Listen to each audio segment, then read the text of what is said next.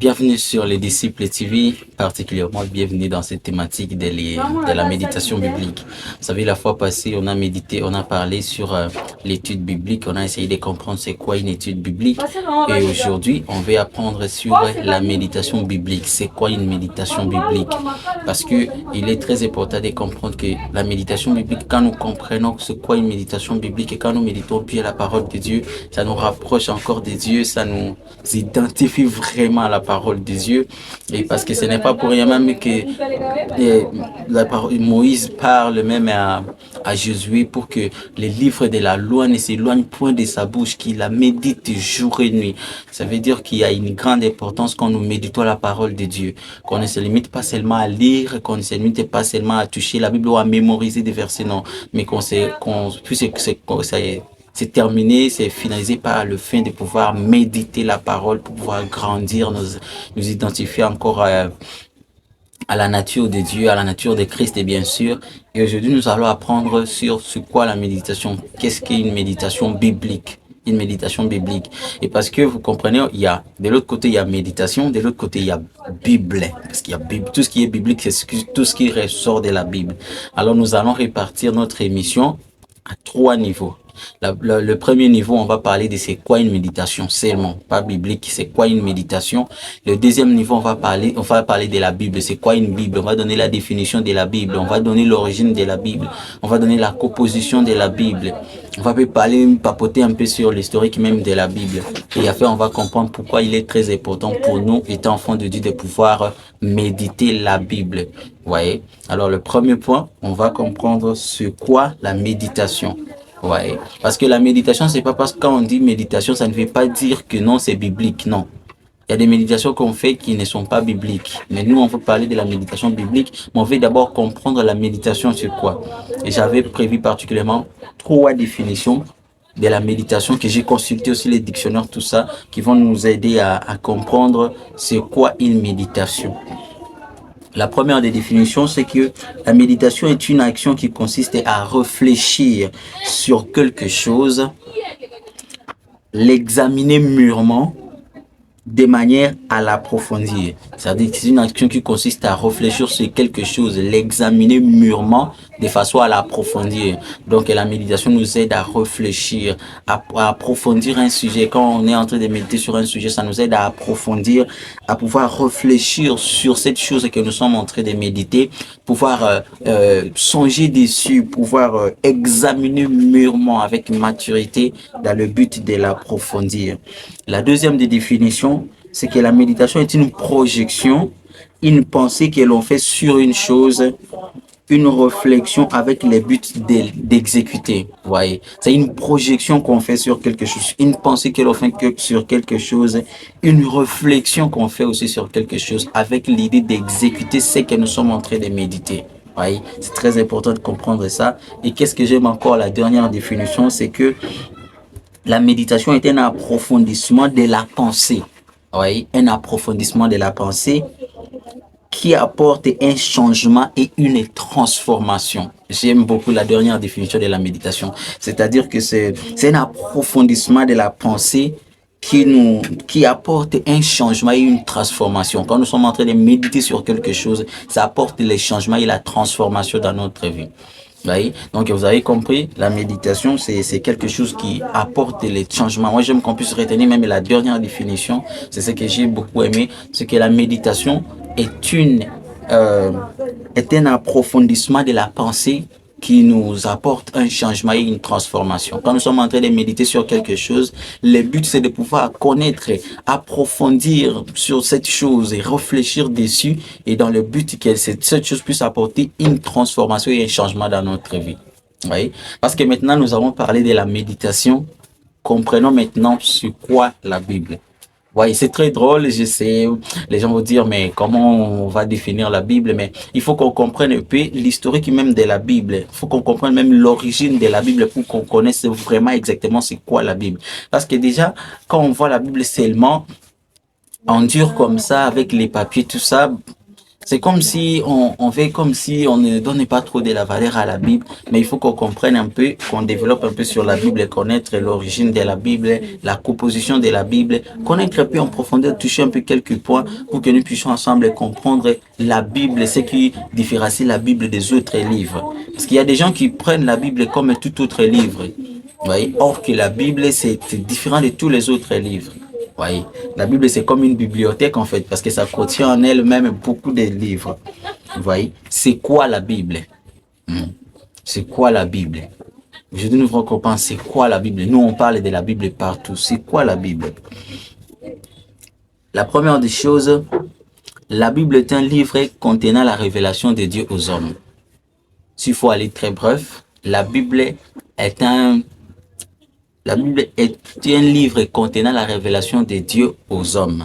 Donc l'ensemble de la Bible, l'ensemble de toute la Bible, c'est une révélation de Dieu qu'il a faite aux hommes. Vous voyez, c'est ça. Parce que tous ceux qui ont écrit, on va développer un peu en descendant, tous ceux qui ont écrit la Bible ont écrit sur base des révélations qu'ils ont reçues de Dieu, de l'expérience qu'ils ont vécue, de tout ce qu'ils ont vécu avec Dieu, de toutes les projections que Dieu les a projetées. Ils ont pu écrire. On va comprendre encore sur l'origine même de la Bible. C'est ça, la définition. Donc, elle n'est pas un dictionnaire. Vous voyez, ou un manuel historique. La Bible n'est pas un dictionnaire ou un manuel historique qu'on va utiliser comme ça, non. C'est un livre sacré, c'est un livre par excellence, c'est quelque chose qui contient des révélations de Dieu qu'il a faites aux hommes. Donc, s'il faut comprendre la définition de la Bible est un livre par excellence. La Bible est un livre qui contient les révélations de Dieu faites aux hommes. Parce que la Bible, c'est par elle que nous connaissons la volonté de Dieu. Dieu s'est révélé au travers de sa parole.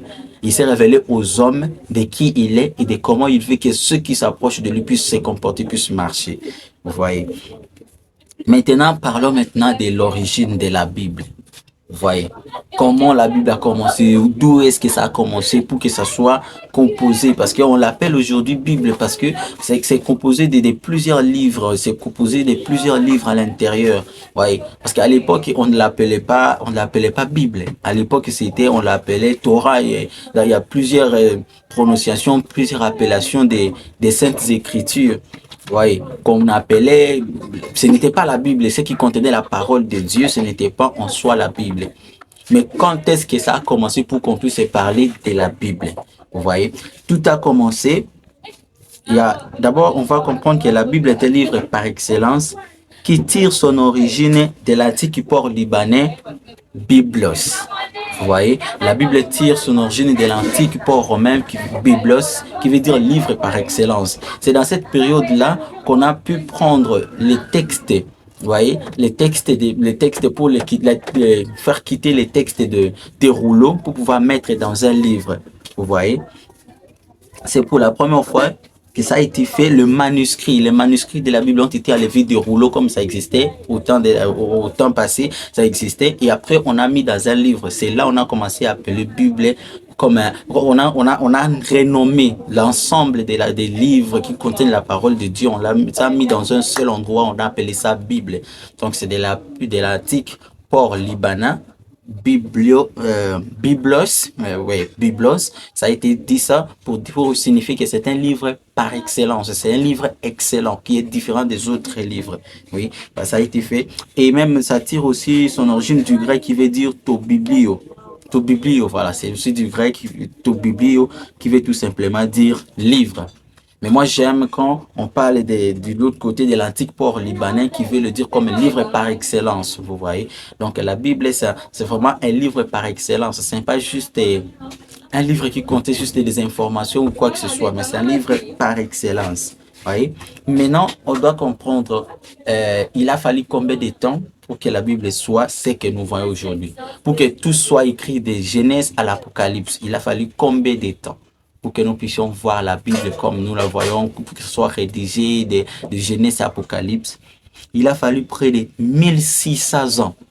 Vous voyez, il a fallu plus de 1600 ans pour que la Bible soit complètement rédigée, de Genèse à Apocalypse. Il a fallu plus de 1600 ans. Imaginez l'ensemble de la Bible que nous voyons aujourd'hui. Aujourd'hui, Quelqu'un peut méditer la Bible en une seule année, il peut méditer à d'autres qui méditent même 2 fois par an, il finit toute la Bible, et les autres qui utilisent 4 chapitres par jour pour finir toute l'année. Vous voyez. Mais la Bible, pour que nous puissions maintenant les livres, c'est que nous commençons à méditer en une seule année, ça a pris plus de 1600 ans pour que ça soit écrit dans son ensemble.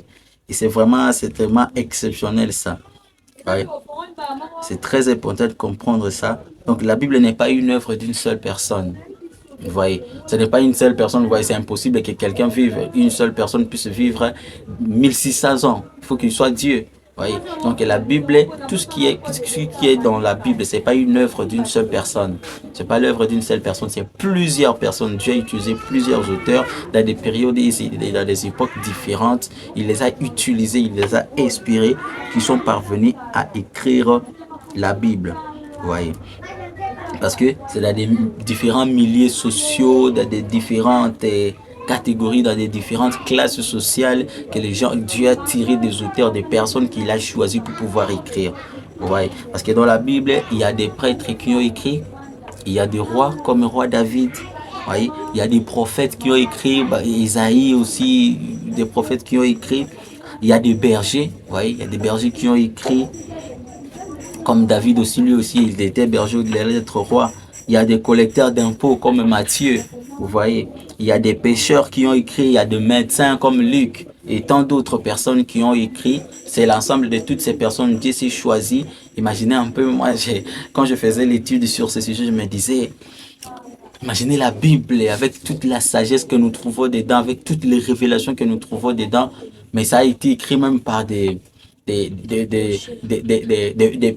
pêcheurs, de médecins, des collecteurs d'impôts. Je me dis, quand nous regardons la logique des hommes, il faut que ce soit quand même des studieux qui peuvent écrire la Bible avec toute la sagesse qui est dedans. Mais Dieu a pris des personnes qui n'avaient qui ne remplissait aucune case pour pouvoir mériter cette sagesse, il les a utilisées. Et que Dieu, il fait ce qu'il veut avec qui il veut. Ouais. C'est pourquoi même moi j'aime quand un Corinthien dit que non, il a choisi les choses folles du monde pour confondre aux sages. Mais c'est vraiment très important de comprendre ça.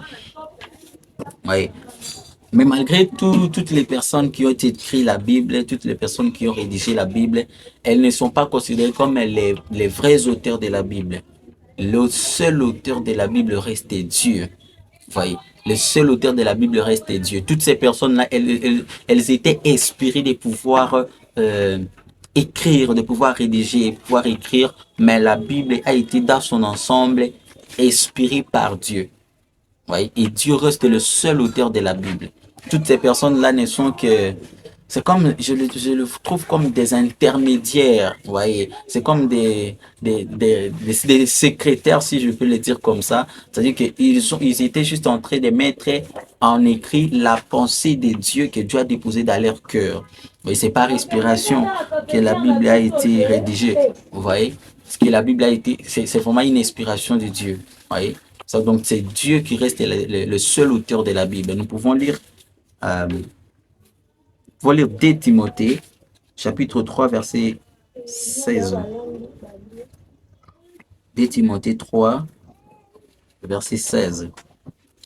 La Bible dit, toute écriture est inspirée de Dieu, utile pour enseigner, pour convaincre, pour corriger, pour instruire dans la justice. Vous voyez, ici, apôtre Paul est en train de dire à Timothée que toute écriture est inspirée de Dieu. Vous voyez, de Genèse à Apocalypse, c'est inspiré par Dieu. Ce n'est pas par une propre volonté d'une personne que la personne a écrit la Bible. Non, c'est vraiment une inspiration de Dieu qu'il était en train de pouvoir inspirer les gens et ils ont écrit. Vous voyez. Maintenant, nous devons comprendre que le Saint-Esprit, la Bible a été, voilà, la Bible a été inspirée par des gens, le Saint-Esprit s'est mis à l'œuvre pour pouvoir inspirer les gens à écrire la Bible. Maintenant, de quoi est composée la Bible? La Bible est composée de combien de livres? Dans son ensemble, de Genèse à Apocalypse. La Bible est composée de combien de livres? Vous voyez, c'est très important, il faut que si nous puissions comprendre ça. Ce sont des notions élémentaires, mais ça sert vraiment, ça nous aide dans notre marche avec Dieu, dans notre vie chrétienne, c'est très important. La Bible dans son ensemble est composée de 66 livres. Vous voyez, de Genèse à Apocalypse, c'est 66 livres, dont 39 premiers livres sont les livres de l'Ancien Testament, de l'Ancienne Alliance. Vous voyez, l'Ancien Testament en soi-même compose de 39 livres, de Genèse à Malachie, c'est 39 livres. Et de Matthieu à Apocalypse, ça compose au total 27 livres. Vous voyez, donc dans son ensemble, la Bible compose de 66 livres, dont 39 sont les livres de l'Ancien Testament et 27 sont les livres du Nouveau Testament. Vous voyez, c'est très important. Maintenant, parce qu'au début, moi, j'avais dit que non, la Bible se diffère des autres livres. Qu'est-ce qui différencie la Bible des autres livres? Vous voyez? Parce que les gens prennent la Bible comme tous les autres livres. Mais qu'est-ce qui peut nous prouver que la Bible est différente des autres livres? La première des raisons, c'est que la Bible, dans sa révélation, la révélation de la Bible montre que c'est différent des autres livres.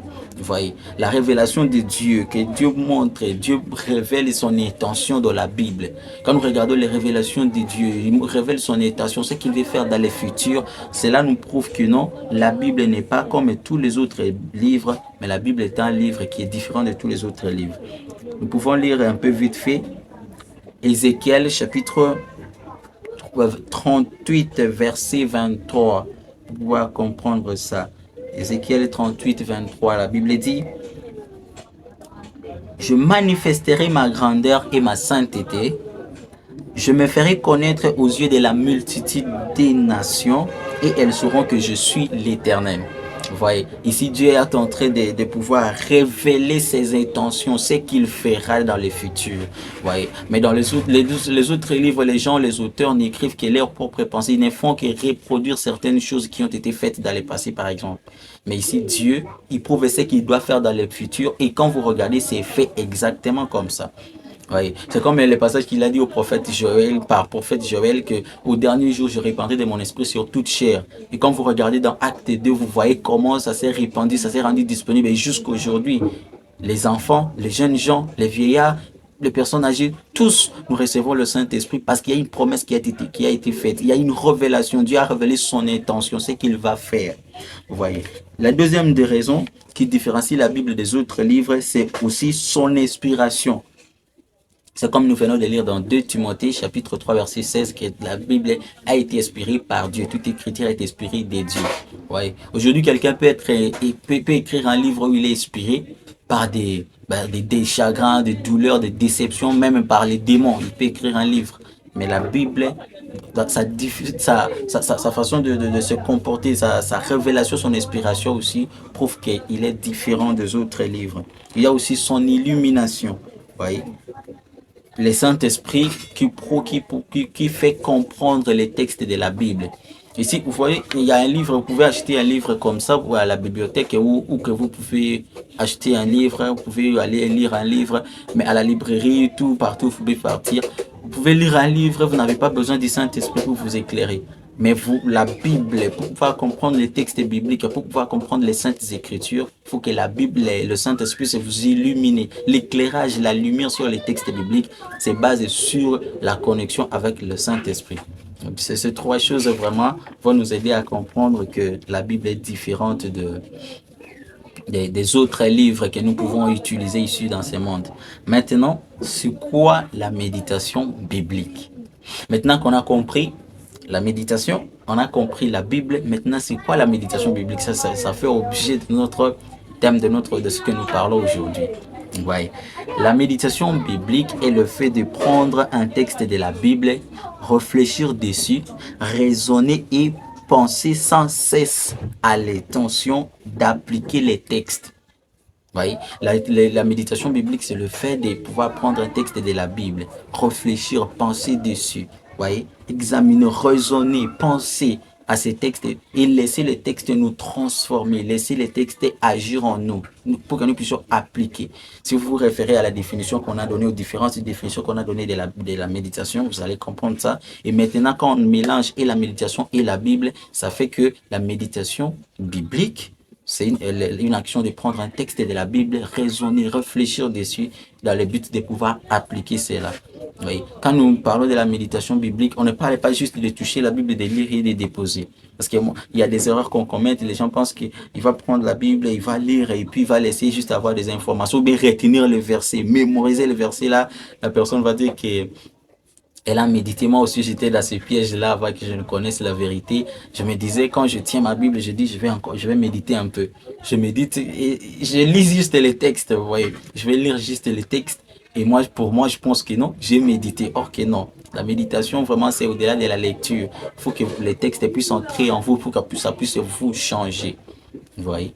Et pourquoi, étant enfant de Dieu, pourquoi il nous est avantageux de pouvoir méditer la Bible?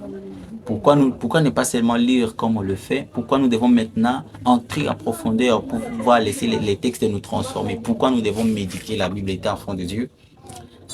Deux raisons vont nous aider à comprendre cette émission, à comprendre le pourquoi de notre méditation biblique. Pardon. La première raison, c'est que c'est pour agir comme il faut, connaître le succès et réussir. Voyez, quand nous méditons la Bible, c'est pour pouvoir agir comme il faut, connaître comment agir. Parce qu'étant humain, quelquefois, on ne sait pas comment vivre. Voyez, et quand nous méditons la Bible, quand nous disons enfants de Dieu, pour pouvoir agir fidèlement, pour qu'on puisse nous identifier aux enfants de Dieu par nos actes, nous sommes appelés à pouvoir méditer la parole de Dieu. Voyez, parce qu'on laisse les textes nous transformer.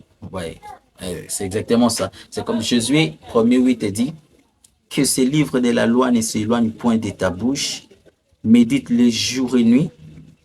Oui, la Bible dit que ces livres de la loi ne s'éloignent point de ta bouche, médite-les jour et nuit pour agir fidèlement selon tout ce qui est écrit. Oui, car c'est alors que tu auras du succès dans tes entreprises, c'est alors que tu réussiras. Vous voyez. Donc, quand nous méditons la Bible, ça va nous aider à pouvoir agir fidèlement, à connaître le succès, à réussir dans tout ce que nous serons en train de faire. Vous voyez. Parce que quand vous êtes en train de méditer sur la parole de Dieu, quand vous avez des textes qui vous empêchent de détester quelqu'un, de pouvoir voler, vous allez voir que quand vous évitez les vols, quand vous évitez la haine dans tout ce que vous faites, vous allez voir que vous allez avancer, vous allez progresser, vous allez connaître les succès.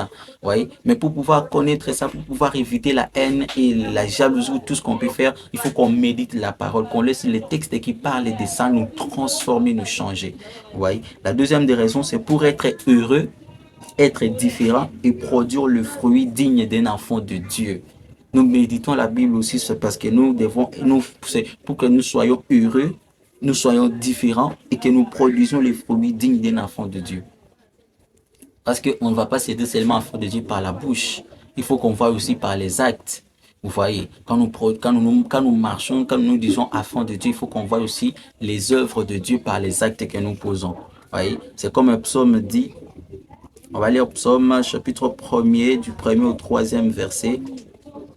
La Bible dit, heureux l'homme qui ne marche pas selon les conseils des méchants, qui ne s'arrête pas sur la voie des pécheurs et qui ne s'assied pas en compagnie des moqueurs, mais qui trouve son plaisir dans la loi de l'Éternel et qui la médite jour et nuit. Voyez, il est comme un arbre planté près d'un courant d'eau qui donne son fruit à sa saison et dont le feuillage ne flétrit point. Tout ce qu'il fait lui réussit. Vous voyez, c'est lui qui prend plaisir de la loi de l'Éternel, qui la médite jour et nuit. Il donne le fruit à sa saison. Vous êtes en train de faire quelque chose, il y a toujours une saison de commencer, il y a aussi une saison de pouvoir finir. Il y a une saison de s'aimer, il y a une saison aussi de récolter. Et quand vous méditez la parole de Dieu, quand vous laissez la parole de Dieu vous transformer dans tout ce que vous serez en train de faire, vous allez connaître toujours le succès. Vous voyez, ça ne veut pas dire que ça va aller tout d'un coup, non. Bien sûr, ça peut prendre du temps, mais au final, parce que vous marchez sur la volonté de Dieu, vous suivez la voie de Dieu dans ce que vous faites, dans vos études, dans votre travail, dans votre mariage, dans votre famille. Vous êtes en train de vivre selon la parole de Dieu. Vous méditez en famille. Vous voyez, ça vous transforme et ça vous fait réussir dans votre famille. Vous voyez, c'est très important. Donc, nous devons comprendre qu'étant enfant de Dieu, nous devons méditer la Bible. Il nous est avantageux de pouvoir méditer la Bible étant enfant de Dieu. Oui. Donc, c'est aussi ici que nous mettons fait avec cette émission d'aujourd'hui.